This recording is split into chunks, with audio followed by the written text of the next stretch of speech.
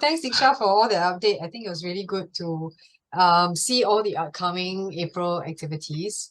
I think Jeremy and I also want to share a little bit about what we have been doing in March and what kind of activities sometimes you Mhm. don't even hear about because Spark gets requested to do educator talks, assembly talks for teens that are in schools, as well as professional development workshops for SEN officers and various things like that.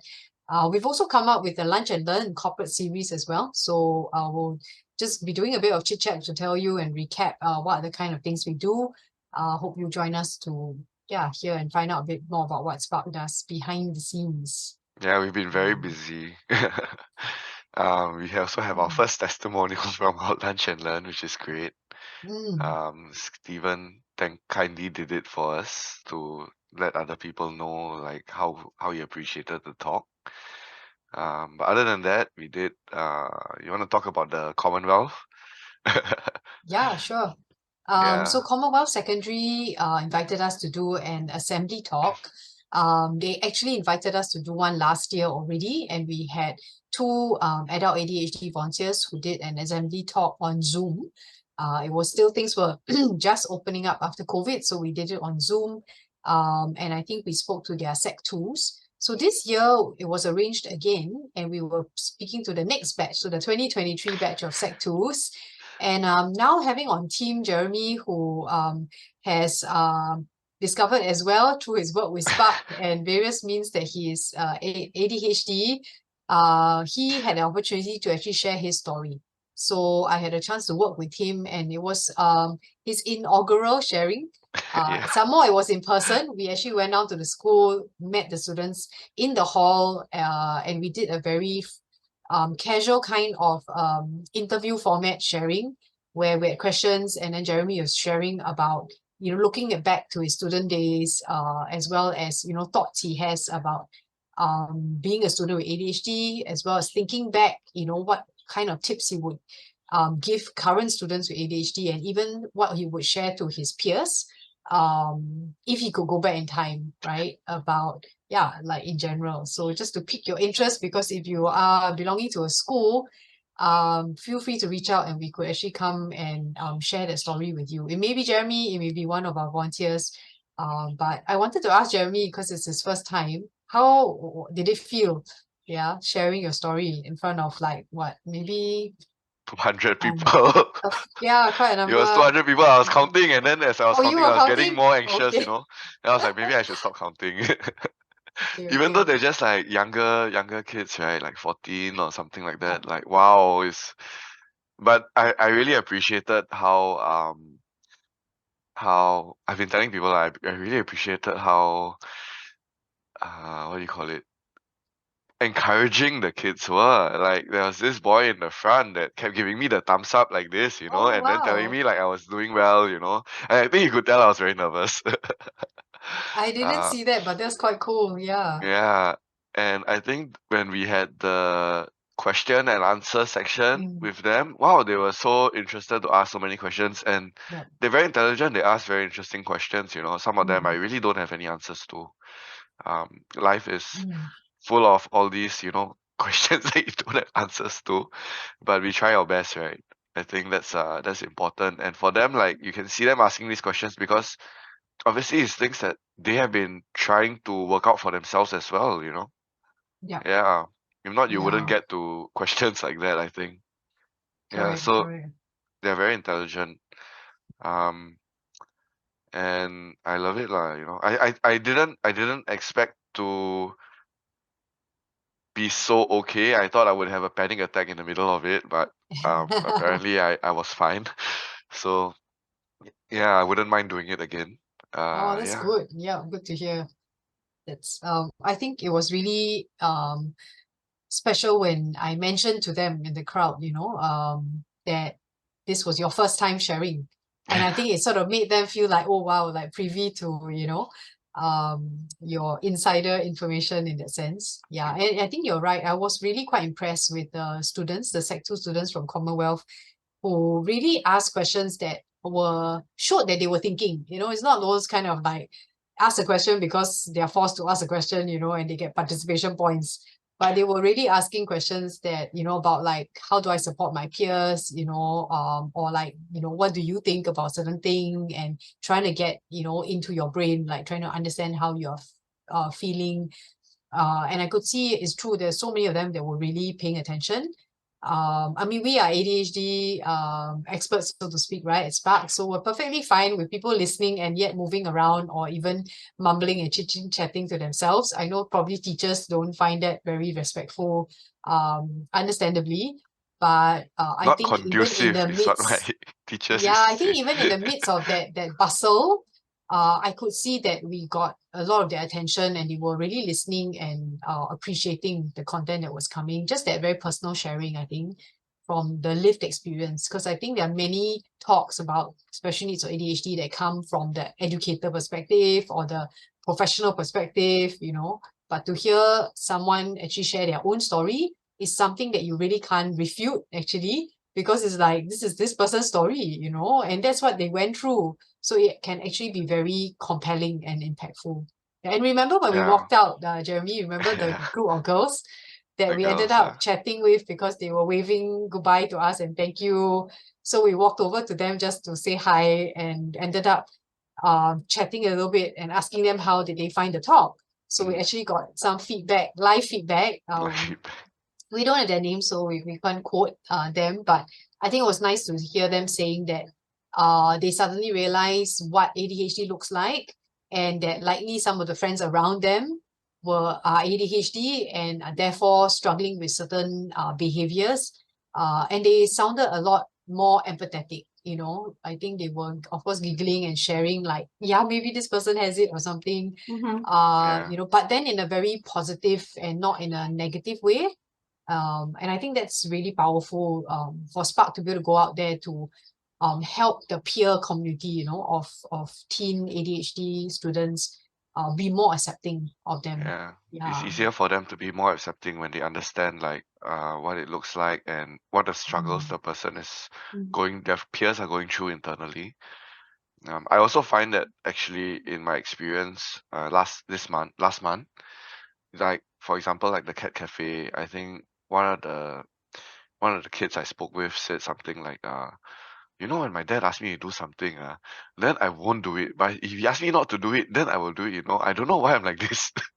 And really, these kids, even though they're quite young and he's like in primary school, right, are really thinking, and they're really quite observant of their own thought patterns and habits and trying to figure out why they are a certain way or Mm. and obviously I would think that they are doing this to try to improve themselves and their life, right? Mm. Yeah. Yeah. Yeah. Yeah, for sure. For sure. I think that's cool. Yeah, so the Cat Cafe is also another event that we do for children. But at the same time, we have a few teens, ADHD teens, yeah, who actually help to host and help to reach out, also befriend the children who come. So I Yeah. think that's a very powerful activity. We have Erica, who is one of our ex-school members, who hosts it in her house with her own cats. Does she have one or two? I can't She remember. has one cat. She used to have two Okay. cats, but All now right. she's Down to recently one. only down to one, Okay. sadly. Okay. Yeah. Yeah. So that's still enough cat to go around, I guess. The cat is Yeah. very shy, I think. Oh, Yeah, okay. it was hiding in the closet the first time. We Oh, couldn't find wow. it in the apartment. We searched the whole place, and they finally found it in the closet. I was like, wow, how did this cat get there? Like the Cats cat are knew that visitors are coming to enjoy it, particularly paying to come attention and pet it. to it. It's like, Yeah. don't pet me anymore. Mm. It's So a cat funny. things, cats doing cat things. Yeah. Yeah, that's cool. But just to revisit as well on Commonwealth Secondary, besides having this focus on the teens, yeah, I mean the students themselves, which actually, just to elaborate, was a part of their 1 week special needs emphasis week. So they actually had some booths in their canteen area, helping students to get to know the different types of special needs. So on the day that we were speaking, I think our colleagues from DAS, Dyslexia Association, were also speaking to their Sec 3s or Sec 1s, I forgot which level, but on one of the other levels, they were listening to a talk on dyslexia. Yeah, so I really commend Commonwealth Secondary for what they're doing. And on top of that, the educators, the teachers at Commonwealth lead by example. Okay, so in the March holidays, they actually dedicated an entire morning to equipping themselves to support students with special needs and even in mental health issues as well. So Spark was the first in the line of they gave us a full 2 hours and we had a really good session with the educators. We did an experiential activity for the teachers to know what it's like to actually have ADHD, be distractible, be really unable to concentrate. We started off with that, went through symptoms and management of ADHD, and we even had a case study discussion time. Yeah, so it was really good to see the educators themselves engage and wanting to upskill themselves in the better support of ADHD and special education needs. So Tina, I'm actually seeing that across a lot of the secondary and primary schools now. And I think it's good to mention that Spark has been receiving so many more requests for training educators on ADHD. They're looking to support children a lot more. And I think it'd be great if you can talk a bit about, the school talks that we have been doing. We've been doing them for many years, but I think the last year we've really noticed schools asking for much more support. And we've been changing our support models as well. So that's one thing. And then the second is schools are also doing a lot to support. So talk a little bit more about, how teams are coming and helping us run other programs. Like the kids at NUS High did a really cool coding workshop. But I'll speak about that later. Why don't you speak about the training that you're doing for educators? Correct. So if you're an educator out there, or if you're a parent and listening to us, you can request your school to invite Spark to come and give educator workshop. So it's part of the educators professional development. We come and speak to all the teachers in the school at one time. I think that's really a very good approach because then they don't just rely on the special education needs officers or the teachers trained in special needs or a few key, special needs champions to manage the cases in the school, but every teacher gets a baseline knowledge, a common shared knowledge about how to manage ADHD, how to have a better understanding of ADHD. So we really start off by addressing misconceptions, going back to what is ADHD, and then we actually equip them with what I call an ADHD guided strengths framework. So I personally developed this actually way back from supporting my own son. It just came out and I gave it a name only more recent years, and included in my training. The addition of the strengths was also in collaboration with getting feedback from SEN officers on the ground, and that's how I added in the word strengths. Okay, so it's akan datang. You will invite us and then we'll present the framework to you and see how that can really help in educators working with students. This framework also works for educators in reaching out to parents because it gives them a very good communication tool to communicate the needs of their children to the parents and gives them a platform to objectively discuss the needs of the children involved. Yeah, so yes, we have been getting a lot more requests. Spark has been doing educator talks for many years, maybe 10 over years already. But of late, we have a lot more focus and commitment by schools to get us in to do this. What we've also done is we've packaged it together with our ADHD handbook. So we have an ADHD handbook that is suitable for both educators as well as parents. And now our training fee includes one handbook for every educator in every school that we go to. So for example, like Commonwealth, I think we had something like 100. So we bring 100 handbooks and every educator has that resource on hand, which helps them to be able to refer to it very quickly should they encounter any cases, in the weeks and months to come.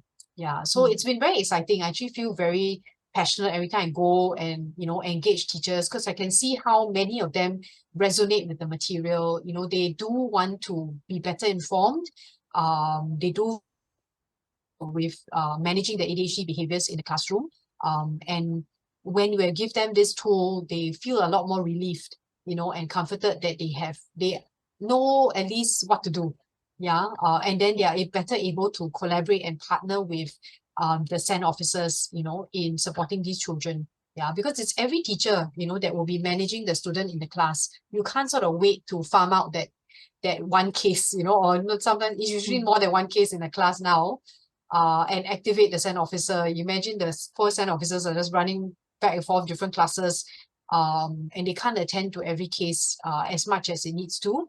Yeah, so I think it's really important that educators are inviting us in, and we've also recently spoken to a whole group of SEN officers. So for their professional development, they invited Spark as well, and we did a more focused case discussion approach. Again, the ADHD guided strengths framework was presented, and then we used that to discuss their cases. Yeah, and also the big session of Q&A to help them to bring up issues that they're struggling with, and they need some input and professional advice on. Yeah, so that was really good as well. Yeah. So Tina, I'm really glad that you brought up the fact that the teachers need to be equipped to deal with this with special needs kids in the classroom, because everybody I meet, I keep telling them that the worldwide incidence rate of ADHD is 5%, which means that every classroom of 40, which is our typical size, has 2 kids with ADHD. And then you have children who have it mild autism, who are in the mainstream schools. You have kids with dyslexia. You have kids with other coping disorders. So I tend to take a slightly generous approach and say that each teacher in a classroom of 40 is dealing with at least 7 to 8 kids who have special needs, and it's just so important to equip them and train them. And we're really hopeful that we get called in and we can train more people and support more schools in supporting the ADHD child. Yep. So that Yeah. the other really exciting thing that's been happening is we've been getting requests from a lot of secondary schools for their volunteerism and action project. And we feel strongly about that because we're a group of volunteers. Most of us are volunteers at Spark, with 1 or 2 staff. But these kids are coming in, and NUS High School for Math and Science just did a great coding workshop. It was really in demand. The kids loved it, and you had these teenagers working one-on-one with children, some of them who had no experience of coding, managing them, helping them with presentations. So that was really good. I understand there are a couple of other schools also reaching out to do workshops with our children. So we will keep you updated with that, but I'd like to call out or say thank you for the schools also volunteering. So that's something else that we've been doing. So really it is much easier. Kids and teenagers are much more open and understanding than we give them credit for. So we're not just working with the parents or working with the teachers, but I think the kids' peers are such an influencer, and we're really happy that they're stepping up to do more for their classmates and peers. That's right. Yeah, for sure. And I'm just going back a little bit about the incidence rates, right? We really can't run away. I think the 2 per classroom, I think if you ask any educator out there, they will shake their head and say it's definitely more than 2 per classroom. Yeah, on an average, right? Obviously, different schools have a different incident percentage rate.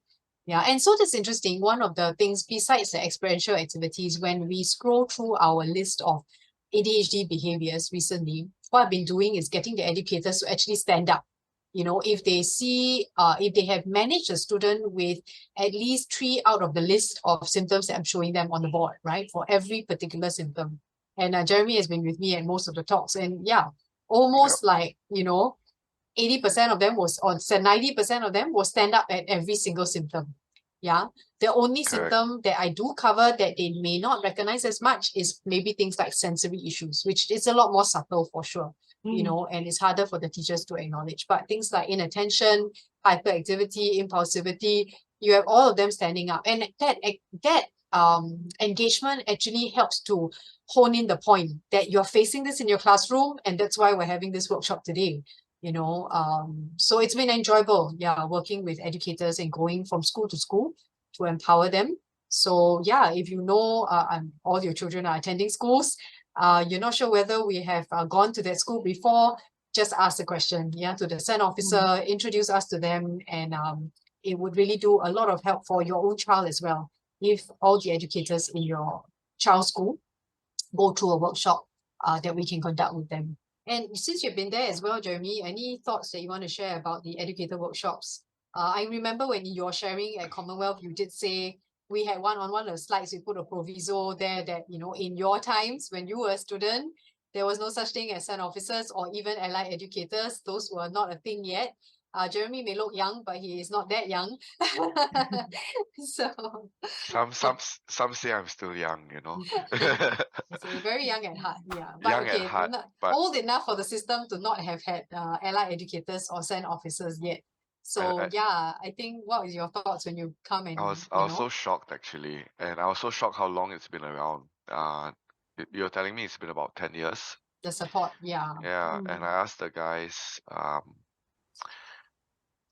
yeah, like I was asking them how many do they have per primary school and per secondary school, and apparently it's 2 per primary school and 1 per secondary school on average lah. It depends on Yeah. the school itself. That's what they told me. Yeah. And I was like a bit shocked because there's so many so many students with special needs, and it's 2 people handling I don't know, like 100 people, I guess. Maybe I don't know how many students per school with special needs, Yeah. and it's a bit overwhelming lah, I think, for the 1 or 2 of them to handle, because these kind of students, I know because I was one of them, need a lot of extra TLC. Sometimes they're very sensitive and they can't make sense of things, and they need someone to talk to, and talking to them, like, to explain to them like what they are missing out in their understanding of the situation that they're in, whether it's with their peers or in the classroom. Sometimes that would probably take a lot of time, I can imagine. Yeah, Yeah. correct.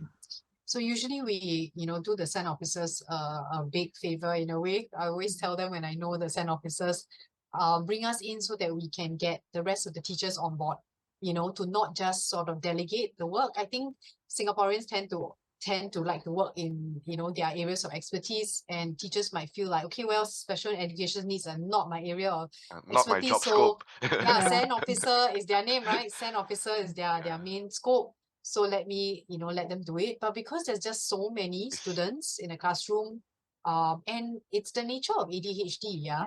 It's not like dyslexia where you can just send them to a class that deals with their, reading and English and phonetics and all of that. ADHD is so much more multifaceted. It's a very collaborative effort to give them what Yes. they need to thrive and do well in any environment. Yeah, totally. I think well said. Yeah. Yeah. Correct. Yeah. So anything else you guys All right, I wanna think add on? Tina just wrapped up her 9th round of the parent supporting parent program. So maybe Okay, she's yeah. been very very busy last couple Tina's of been very months. busy. Yeah, I know. I've been following Tina only for half of it, and I'm also very busy already. Yes, yes. But yeah, it's quite enjoyable. So we had our recent 9th run of a parent supporting parents group. It's a 4-session, 2-hourly over Zoom program that I wrote actually just before COVID. I wrote in 2018 through a series of experiences in various other programs that we were rolling out for parents. And because of the accessibility, the format, the time commitment, I sort of boiled it down to this 4 times 2 2-hour sessions. And I think it's been quite workable. There definitely needs a level of desperation from the parent to feel like, okay, I do need some input. I do need some upskilling. I do need some help with my child for them to commit that amount of time. But I think the parents who have committed have really benefited, and they really have the time to think through their own approaches to parenting, get a better handle of what ADHD is and why it requires a different mindset and a different approach. Yeah, so the 4 sessions allows us to do that. So it's both a communication of content as well as a changing of mindsets through an environment of parent support. Yeah, so the parents are also allowed to share their stories, ask questions, and through that, there's some relationship building as well between the participants, and they realize that they're not alone in dealing with some of these very typical struggles that they have with their children. And just knowing that they're not alone is actually very significant in helping the parents to feel more empowered to move on and go in the next step. Otherwise, there's a lot of desperation, there's a lot of hopelessness and overwhelm. Yeah, so we're very happy to be able to run this more regularly.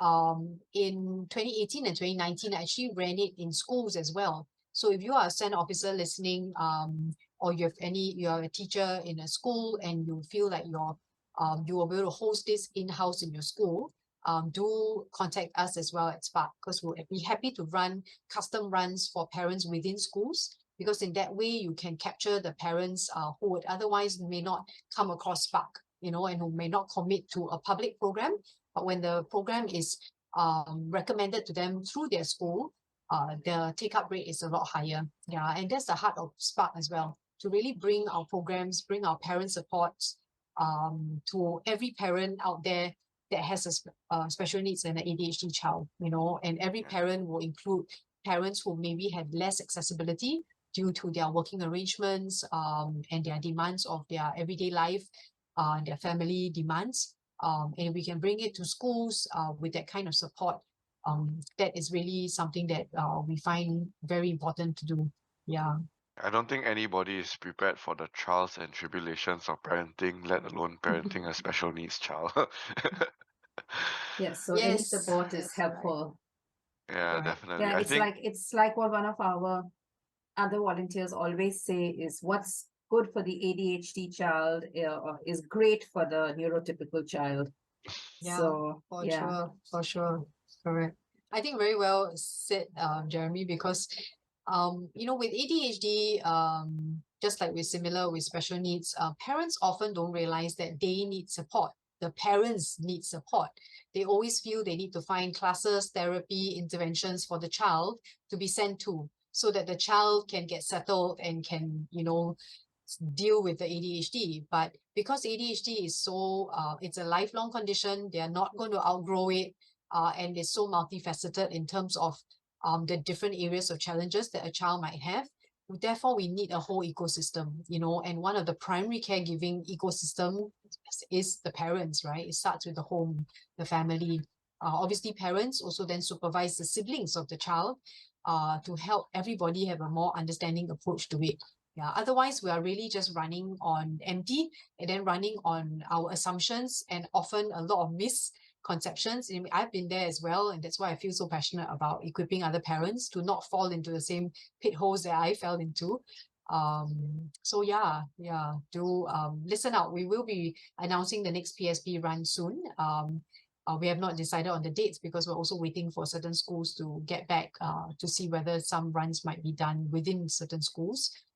But yeah, listen out. So the PSP is one of our flagship programs. Yeah, I think the parents really benefited a lot from the short, 4-week course. Yeah, I think they enjoyed it as well. And yeah, what do you think? Like people, they just one of the mothers actually wrote to me and asked if the recording can be made available in perpetuity so she can keep going back and remembering what she does, what she learned. So I was like, well, we can't because there's only so much space on the cloud for us. But the support groups that run every second Wednesday of the month are a great place to come back, revise what you learned, pick up new things, talk to other parents. So it doesn't just stop at the training program. There's educator support circles for educators, and there's a monthly support group for parents run every second Wednesday of the month. We run through the year except for June and December, which is the school holiday months. So if you can't make time for a course, at least these 2 hours a week to just take care of yourself so that you can be better and be more present the rest of the month. Yeah, thanks for reminding the members to talk about that. Yeah, because the monthly group has been really a really good place for parents to just come and air their grievances, check in with other parents. Is this normal, right? Is this excessive? What should I be doing? Am I spoiling my child, or am I not guiding my child?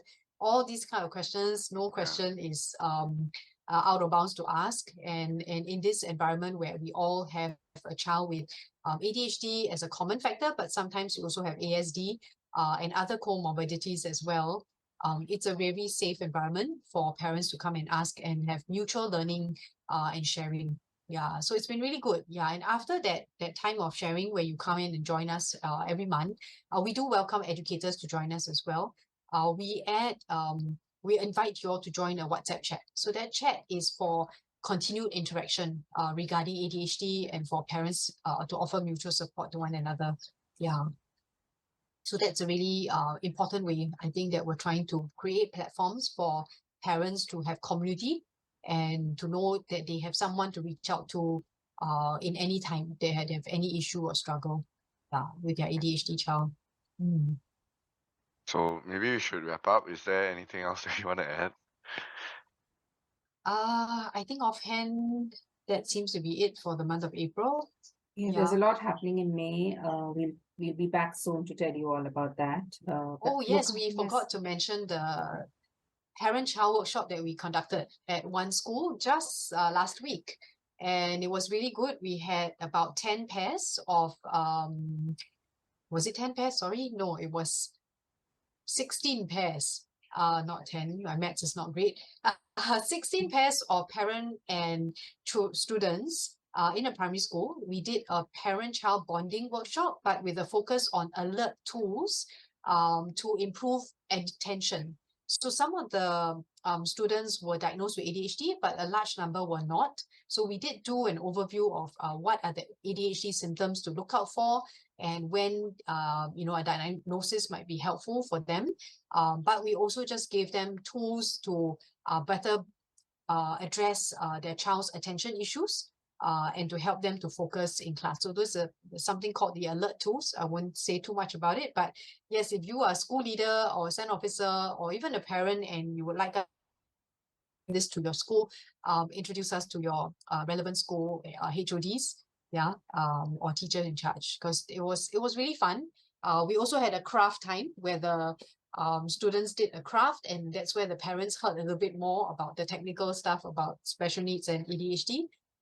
So it can be best curated for your students' needs according to what you feel your focus is for them. Yeah, so that was really fun. Yeah, the art was very nice as well. The art that the students did. The craft that they did, correct. So that's nice. So I think that's a wrap for our April activities, as well as what we had done in March. We still did more lah. There was the MediaCorp stuff as well. We didn't even talk about the lunch and learn. Maybe we keep that for next month so that there's more stuff to talk about. Just invite us to your company, and then you hear what the lunch and learn is. Okay, All right. I think that's a wrap.